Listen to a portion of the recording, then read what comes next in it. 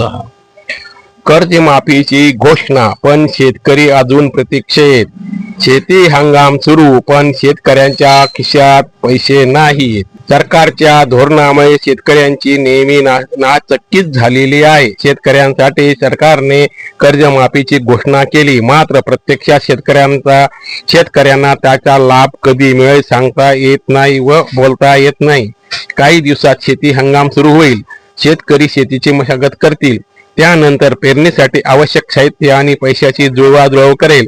प्रत्येक वर्षीचा शेतकऱ्यांचा नित्यक्रम. मात्र यंदा शेतकऱ्यांचे शेतीचे आर्थिक गणित कोलमनार असल्याचे दिसून येते.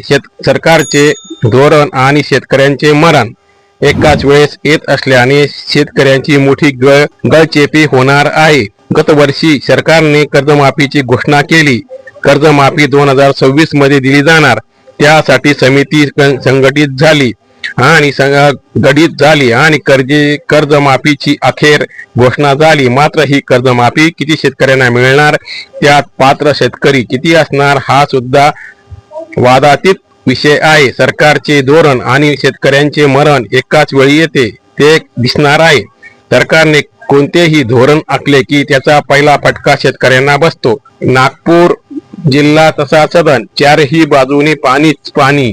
काटोल आणि नरखेड तालुक्यात पाणी कमी असले तर संत्री उत्पादक होते. त्याचप्रमाणे प्रत्येक भागात त्या भागात सर्वच भाग पाणीदार नसतात. प्रत्येक जिल्ह्यात, महाराष्ट्रात प्रत्येक जिल्ह्यात दुष्काळी भाग आहे, तालुके आहेत. त्याचाही वापर केला पाहिजे, त्यांचाही विचार घेतला पाहिजे. परंतु तसे घेत नाही. परंतु काही पिके घेतली जातात आणि फायदेशीर नसले तरी शेतकऱ्यांच्या हातावर बसले नाही. मात्र सोयाबीन पिकाने शेतकऱ्यांना बाजारी करून सोडले, तर खानदेशात कपाशी पिकांना भाव नाही आणि त्याचे उत्पन्न खर्च फार वाढला आहे. भावात वाढ न झाल्याने शेतकऱ्यांनी आपला मोर्चा कपाशीकडे वळवला. 4 वर्षात अतिवृष्टीने कोणाचे नुकसान झाले, त्यामुळे अनेक आंदोलन झाले, रस्ते अडवले, महामार्ग अडवले. शेवटी शेतकऱ्यांची कीव सरकारला कशी आली. शेवटी कर्जमाफी देण्याचे आश्वासन मिळाले. आता कर्जमाफी देण्यात येणार आहे. महाराणी अहिल्यादेवी होळकर कर्जमाफी योजना 2026 अंतर्गत कर्जमाफी देण्यात येणार आहे.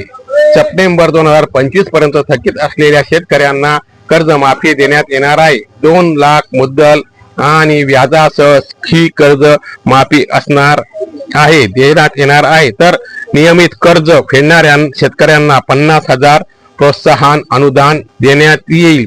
सरकारच्या निर्णयाने सर्व खुश झाले, मात्र ही कर्ज माफी कधी मिळेल सांगता येत नाही. याद्या सुरू आहे.